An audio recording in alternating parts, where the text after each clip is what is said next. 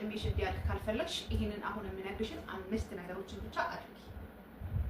ከፈለግሽ ደግሞ ተቃራኒውን አድርጊ። እድሜሽ እንዲያልቅ ከፈለግሽ ማለት ነው። በእርግጠኝነት አረብ ቤት ውስጥ እድሜው እንዲያልቅ የሚፈልግ ከአረብ ሀገር እድሜው እንዲያልቅ የሚፈልግ ሰው አለ ብዬ አላስብም። ከኔም ጭምር ስለማልፈልገው ማለት ነው እሱ ነገር እሱ ነው ዛሬ በደፍተር ጽፌ ይዤላችሁ የመጣው። ሰላም እንዴት ናችሁ? ደህና ናችሁ ወይ? እኔ ደህና ነኝ አልሐምዱሊላህ።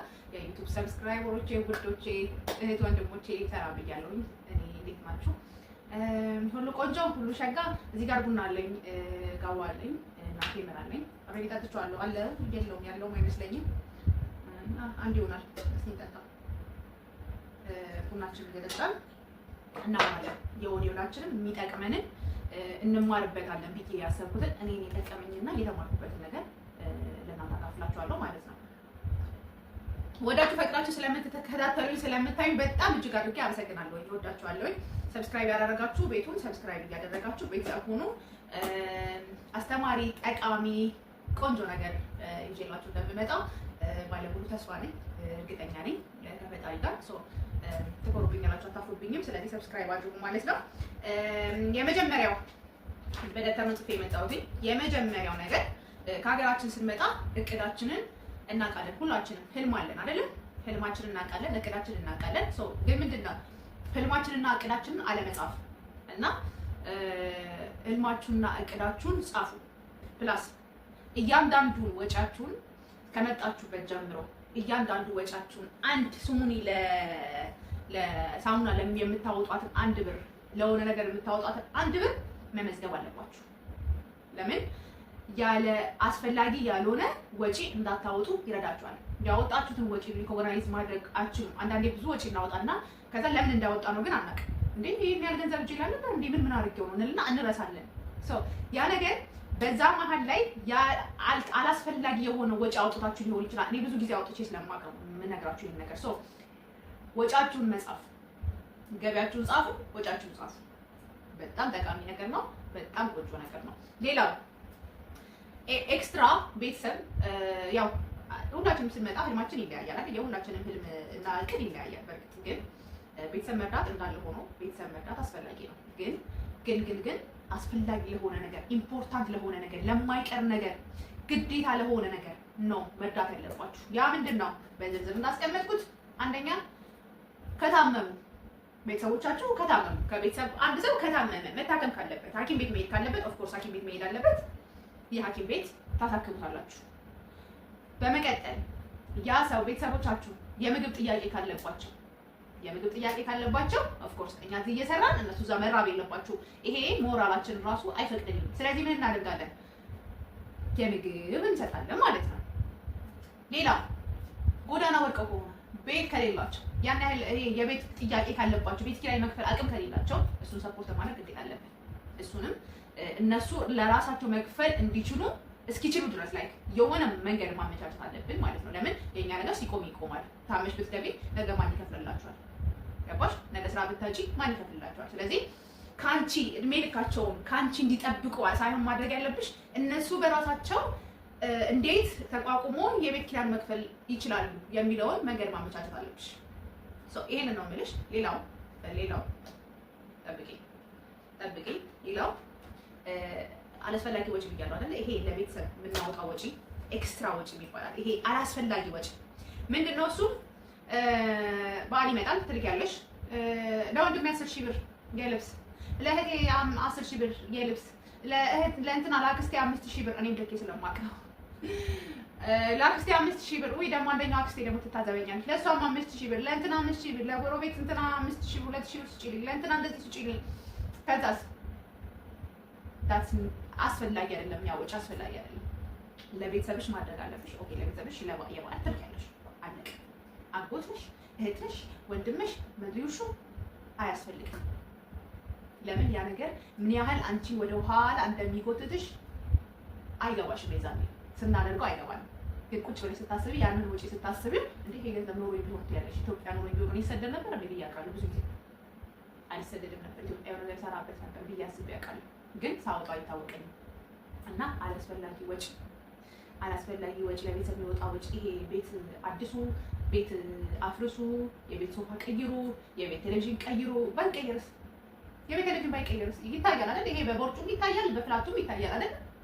ቢኖርሽ እኮ ኢትስ ኦኬ ቢኖርሽ አንቺ ያንን የመርጃ የምትረጃ አይነት ሰው ብትሆኚ ችግር የለውም። ግን አይደለሽም። አንቺ ራስሽን ከግድና እስካልወጣሽ ድረስ አንቺ ራስሽን ከአረብ ቤት እስካላወጣሽ ድረስ ይሄንን የማድረግ አቅም አለሽ ብዬ አላስብም። ያንን ኤክስትራ ነገር የመርዳት አቅም አለን ብዬ አላስብም። ጊዜው ሲደርስ አንቺ ራስሽን ስትቺ አንቺ ማትወርቂበት ማትነቃነቂበት አይነት ሲቹዌሽን ስትሆኚ ለቤተሰብሽ ሶፋ መቀየር አይደለም ቤት ማደስ አይደለም ቪላ ቤት G+2 ቤት ገዝተሽ መስጠት ትችላለሽ። which is good ግን እሳ አንቺ ከአረብ ቤት ራስሽን ሳታውጪ ከአረብ ቤት ሳትገላገይ ያንን ኤክስትራ ነገር ከስር የምታደርጊው ነገር አንደኛ ለነሱም ያን ያህል ቤኔፊት የለውም። ያን ያህል የሚቀይራቸው ነገር አይደለም። አይቀይሩም። ቢኮዝ በድሮም ሶፋ ይኖራሉ፣ በአሁኑ ሶፋ ይኖራሉ። በድሮም ቲቪ ያያሉ፣ በአሁኑ ቲቪ ያያሉ።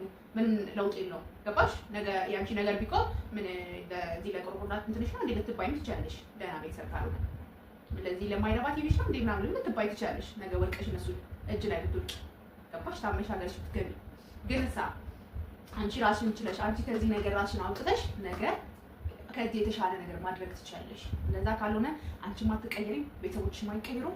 አንቺም ከአረብ ቤት ራስሽን አታውጪ፣ እነሱም አንቺ ጋር በጠበቅ ራሳቸውን እንትን አይሉም ማለት ራሳቸው ቢውልድ የሚያደርጉት ነገር የለውም። የአንቺ ነገር ሲቆም ይቆማል። ከዛ ተመልሰው ወደ ነበሩበት ችግራቸው ይመለሳሉ ማለት ነው ቤተሰቦች። ሁለተኛው እሱ ነው። በመቀጠል ይሄ ለጓደኛ እሱ ቤተሰብ ውስጥ ነው የሚካተተው። ለጓደኛ ለእንትና ለአክስቴ ልጅ ለአጎቴ ልጅ አያስፈልግም ምንም ነገር። የአጎቴ ልጅ ሊያገባ ነው ማግባት ይችላል። አክስቴ ልጅ ስልክ ይፈልጋል ሰጥቶ ይግዛ። የእንትና ጎረቤት እንትና ተቸግሯል ምትናለው ነው። እኔ የሁሉንም ሰው ቀዳዳ ልሸፍን አልችልም። ስቶፕ ነው ማድረግ ያለብሽ። አንቺ የሁሉንም ቀዳዳ ልትሸፍኝ ትችላለሽ። አንቺ ለምን ሰራተኛ ነሽ? ባይ ዘ ወይ ምን አይነት ሜንታሊቲ እንዳለኝ ታውቃላችሁ? ሰራተኛ ነው። ሀገር ሊለያይ ይችላል። ኢትዮጵያ፣ ዱባይ፣ አሜሪካ፣ ሳውዲ ወሬቨር ግን ሰው ቤት እስከሰራሽ ድረስ አንቺ ገረድነሽ። ሶስተኛ ላይ ነኝ። ሶስተኛ ደግሞ ኢትዮጵያ አስቀምጣችሁ የምትመጡት ፍቅረኛ በደንብ ማሰብ አለባችሁ እዚህ ላይ። ሲጀመር እኔ ምን አይነት ሀሳብ አለኝ? ካገባችሁ አትሰደዱ የሚል አመለካከት አለ። ካገባችሁ ከወለዳችሁ መሰደድ የለባችሁ። እዛው ጉሊቱን ቢሆን ሸጣችሁ መኖር ነው ያለባችሁ ብዬ ነው የማስበው። ቢኮዝ አብዛኛው ወልደው ትዳር አስቀምጠው የመጡ ሴቶች እዚህ ሀገር አረብ ሀገር ላይ ከ10 ከ20 ከ30 ዓመት በታች አይደለም የሚኖሩት። ጭራሽ ባላቸውንም ልጆቻቸውንም ይረሷቸውና ሲቆይ ደግሞ እድሜ ሲሄድ ጊዜ ሲቆይ አይምሯችን እኩል አይደለም፣ ባይዘው አክቲቪቲያችን እኩል አይደለም። ሰው ኑሯቸውን እዚህ ያደርጋሉ። ከአረብ ቤት ሳይወጡ እድሜያቸው ያልቃል። ብዙ ማያቸው ያዩዋቸው ሰዎች ስላሉ ልጄ ሳሳደግ ኬጂ ስታስተምረው ከዛ ሲያደግ ከዛ ኤሌመንተሪ ከዛ ቤት ስትሰራ ከዛ ቤቱን እቃ ስታሟላ ኢዚ አይደለም ቤት መስራት፣ የቤት እቃ ማሟላት። ከዛ ደግሞ ልጅ ዩኒቨርሲቲ ሲገባ ከዛ ስትድር ነው ከዛ ስራ ስትፈጥርለት እሷ የምትኖረው ለማን ነው? ለቤተሰቧ። እሷ የምትኖረው ለእነሱ ነው የምትኖረው። ይሄ ላይፍ የሚባለውን ነገር ፖዝ አድርገው 20 10 ዓመት 30 ዓመት እዚህ ሀገር የሚኖሩ ሰዎች አሉ። ይህን እናንተም ጠይቃችሁ መድረስ ትችላላችሁ፣ ማረጋገጥ ትችላላችሁ። እኔ ውሸቴን ከሆነ ማለት ነው። ሰው ያ ነገር ባይሆን ጥሩ ነው። ባይሆን ስፔሻሊ አልበታችሁ ወይ ፍቅረኛ አስቀምጣችሁ ባትመጡ ጥሩ ነው። ፍቅረኛ ከሆነም ደግሞ ገንዘባችሁን ስትመጡ አካውንታዎቻችሁን መምጣት አለባችሁ። ካልሆነ ገንዘባችሁን ራሳችሁ ይዛችሁ ወይ ራሳችሁ የምታምኑት ቤተሰብ ሊሆን ይችላል። እናት አስገድም ብዙ ጊዜ እኔ እናቴን አምናታለሁ እና እናት ብዙ ጊዜ አስገድም እናታችሁ ጋር አስቀምጣችሁ ቤትም መስራትም ከሆነ ስራ መጀመር ከሆነ አንቺ ራስሽ ስትሄጂ 2 ዓመት ሰርቼ መጥቼ እኔ ሲሄድ ስመጣ የሚሰራውን ስራ እንሰራለን አብረን። እዛው ሰርተን እዛው መሬት እንገዛለን ነበር። እዛው ሰርተን እዛው ቤት እንገዛለን ነበር። ለምንድን ነው አንቺ እሱ ኢትዮጵያ ተንደላቆ እየኖረ ትኩስ ቡናውን እየጠጣ ትኩስ ሽሮን እየበላ እያውደለደለ አንቺ አረብ ቤት እየተቀጣች ቤት የምትሰሪው ለሽ? ያኔ እኔ አይመስለኝም። ሲጀመር መሆን አለበትም ብዬ አላስብም። መሆን አለበትም ብዬ ከሆነ አብዛኛዎቹ ደግሞ እንደዛ ያደረጉት ሴቶች እየተከዱ እያየን ስለሆነ ሲከዱ እያለቀሱ እያየን ስለሆነ አንድ እህቴ 8 ዓመት አረብ ሀገር ሰርቻ አለች። በዚህ አጋጣሚ እሷ ታሪክ ልንገራችሁ። ተዋደን ተፋቅረን የተጋባን አለች እና አብረን ተጋብተን አንድ ልጅ ወደን ኑሮ ስናየው አልሆነም። ሶ ተነጋገርና ለምን እኔ ወደ አረብ ሀገር ሄጄ ትንሽ የምንሰራበት የምንንቀሳቀስበትን ገንዘብ አላመጣም አልኩኝ አለች። ከዛ ሄደች አረብ ሀገር በህይወት ሄደች። 2 ዓመት ሰራች። ከዛ ኢትዮጵያ ተመልሳ ሄደች። የሆነች አንድ መሬት ገዛው አለች። አንድ ባዶ መሬት ገዛውና ኢትዮጵያ ተመልሼ ሄድኩ። ሲሄድ አየነው እንግዲህ ያለኝ አለች። እንግዲህ መሬቱ ላይ የሆነ ቤት ጣል ማድረግ አለብን እና እዚህ ደግሞ እንደምታዩ ያልሆነ እዚህ ሀገር ተፈቶ ቤት አይሰራም እና ተመልሰሽ መሄድ አለብሽ አለኝ አለች። ኦኬ እኔ ተስማማሁኝና ተመልሼ ዱባይ ሄድኩኝ አለች። ዱባይ ቤት ስትሰራ 4 ዓመት ፈጀብኝ አለች። ከዛ 4 ዓመት ሲፈጅብኝ በቃ ልምጣ ቤታችንን ተሰርቷል። ከዛ ቤት ዕቃ ያለኛለች ኦኬ አለች። ቤት ዕቃ ሞላች። 4 ዓመት ፈጀባት። ከዛ በኋላ ልምጣ ስትል አይ አሁን ቤታችንም አልቋል፣ መሬትም ቤትም አለ። ስለዚህ አሁን የቀረው ትንሽዬ የምንንቀሳቀስባትን ትንሽዬ አንድ ክፍል ቤት አንድ ሱቅ ከፍተንበት የምንንቀሳቀስበትን ገንዘብ ሰርተሽ አምጪ፣ ትንሽ ሸቀል አድርገሽ አምጪ ይላታል። እና ኦኬ ብላ ሌላ 2 ዓመት ጨምርና 2 ዓመት ሰርታ ኦልሬዲ 1 ዓመት ከ6 ወር ሆነኛለች። ገንዘብ ያስኩኛለች። እዛ የምትሰራባቸው ሰዎች በጣም ጥሩ ናቸው አለች። ሊሄድ ስለሆነ በጣም ደብሯቸዋል አለች። ይሄንን እንግዲህ ሌላ ሰው አመጡ፣ ሌላ ሰው ከኢትዮጵያ አመጡ ነው ይቺን አለማምጪልን እንዳንቺ አትሆንልንም፣ ግን አትሊስት ትንሽ እንዳንቺ ከአንቺ አይነት ስራ አንቺ ጥሩ ስራ ስለምትሰሪልን እንዳንቺ እንድትሆን አስለምጃት ብሎ 5 ወር ቀደም አድርጎ አመጣት እና ከዛች ልጅ ጋር እንግዲህ ስንሰራለች ጠዋት ማታ አብረን ነው የምንሰራ፣ አብረን ነው የምንተኛ ምናምን ተቀራረብን፣ በጣም ተቀራረብን አለች እና ከዛ በኋላ ብዙ ነገር እናወራ ነበር አለች። ታወራኛለች እና ፍቅረኛ እኔ መምጣት አልፈልግም ነበር፣ ፍቅረኛዬ ነው እንድመጣ እጮኛ ነው እንድመጣ ያደረገኝ። 2 ዓመት ሄደች ስሪና ከዛ በኋላ መጥተሽ እንጋባለን ብሎ እኔ ላከኝና እኔ መምጣት አልፈልግም ነበር 2 ዓመቷን ሰርቼ ነው የምገባው ትላለች እና እቺ ልጅ ታወራታለች እንደዛ እያለች እሷም እኛ ሁላችንም ፈልገን አይደለም የመጣ ነው ተገደን የመጣ ነው እና ያልፋል አይዞሽ ምናምን እያልኳት እያዝናናዋታለች።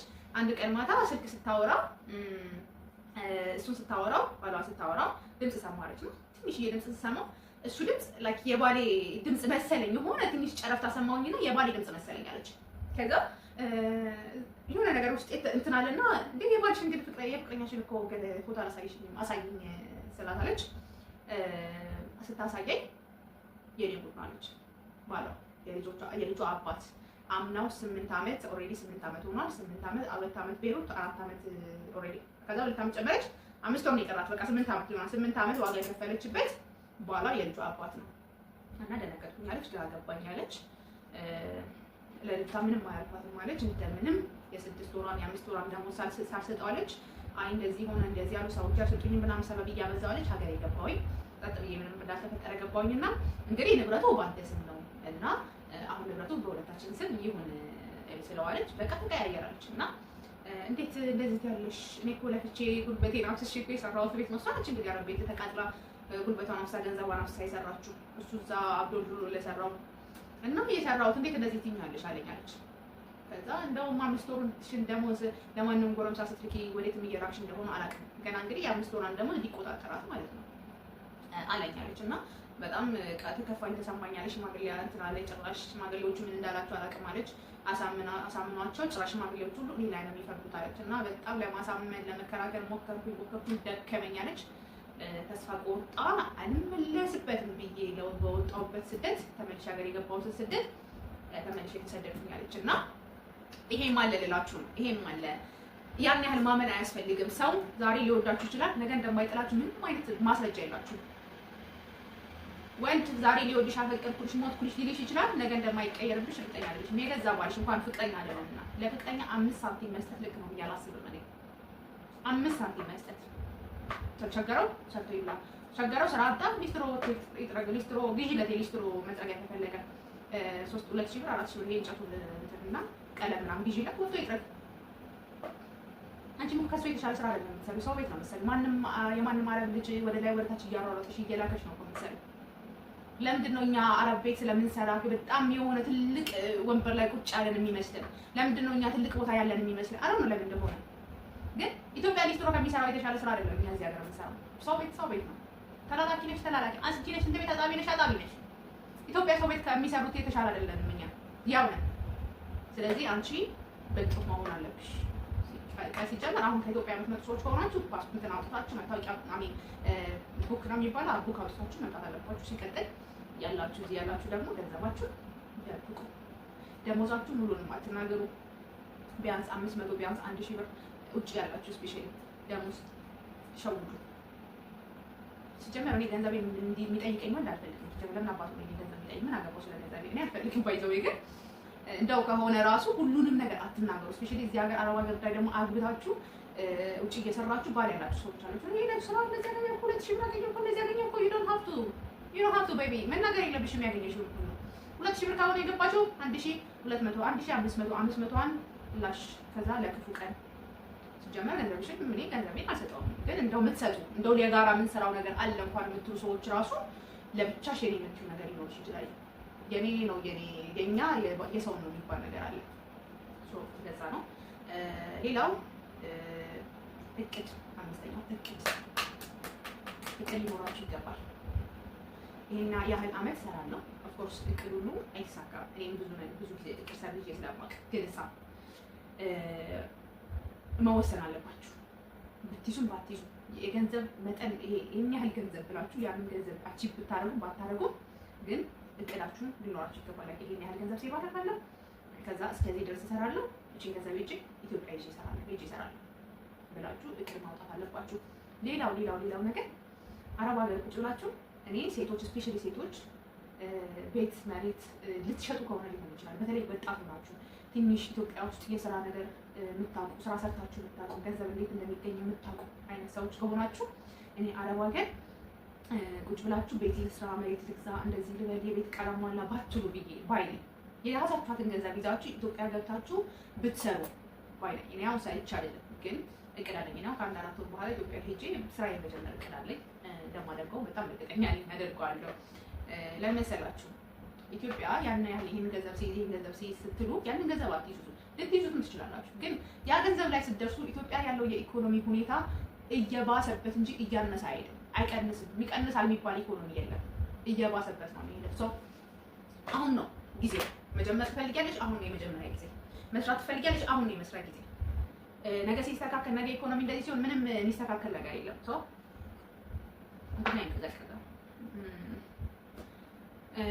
እና የሚስተካከል የሚቀንስ አሪፍ የሚሆን ኑሮ የለም።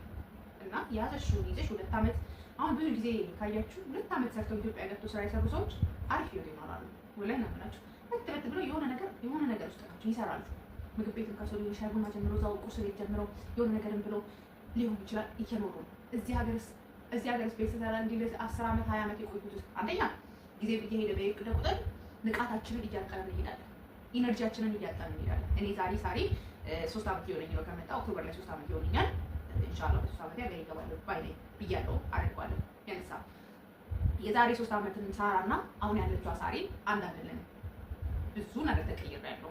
አይምሮዬ ብዙ ነገር ፊዚካሊ ብዙ ነገር ሉዝ ያደረኩት ነገር አለ፣ ንቃት ይለና ከዚህ በኋላ ኢትዮጵያ ያለው ነገር አሁን 3 ዓመት ጥዬ የመጣሁትና አሁን እኩል አይደለም፣ በጣም ተራርቀን እዛ ካሉት ጋር በወሬ ራሱ ላንመጣጠር እንችላለን። አሁን ላይ እኔ እንደ ሳይኮል ሊያዩኝም ይችላል። ገባችሁ?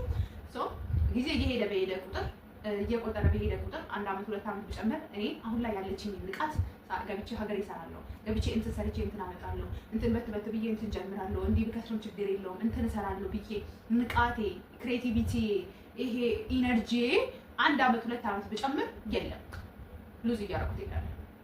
በቃ 1 4 5 ዓመት 5 ዓመት 6 ዓመት ሲሆን 2 ዓመት 3 ዓመት ብጨምር አሁን ካለኝ እድሜ ላይ ሉዝ እያደረኩት እሄዳለሁ። ኢነርጂ አጣለሁ። ኢትዮጵያ አንደኛ ከኢትዮጵያ ካለው ጋር በጣም እየተራራኩ እሄዳለሁ። ገባችሁ? እኔ ዛኔ የሚኖረኝ ገንዘብ ኢትዮጵያ ላይ ነቲንግ ይሆናል። ከሀገራችን ስንወጣ እኔ ዛሬ 3 ዓመት ከሀገሬ ሲወጣ እንደው 300,000 ብር 400,000 ቢኖረኝ ኢትዮጵያ ገብቼ ቢዝነስ ንግድ ሰራ ነበርና ስራዬን በቃ አሪፍ አድርጌ እሰራለሁ ብዬ ነበር የመጣሁት። 2 ዓመት ሰርቼ ግን 3 ዓመት ሆነ። ግን ከዛ የተሻለ ገንዘብ አለኝ አሁን አልሐምዱሊላህ። ግን አሁን ያ ገንዘብ ቫልዩ አለው ኢትዮጵያ ላይ ቫልዩ የለውም። የዛሬ 3 ዓመት 100,000 ብር ብዙ ነገር ይሰራ ነበር። አሁን ምንም አይሰራም። ገባችሁ? አሁን እየጨመረ ጊዜው እየሄደ በጨመረ ቁጥር ነገሮች እየባሱ ነው የሚሄዱ። እኛ ያለንን ነገር እያጣን ነው። እድሜሽ ይሄዳል፣ ኑሮሽ ፖዝ ያደርጋል። 5 ዓመት 6 ዓመት 7 ዓመት ታቆሚያለሽ መኖር። ንቃትሽን ታጫለሽ፣ ብዙ ነገሮችን ብዙ ታደርጊያለሽ። እና ንቁ ለማለት ፈልጋለሁ። ያው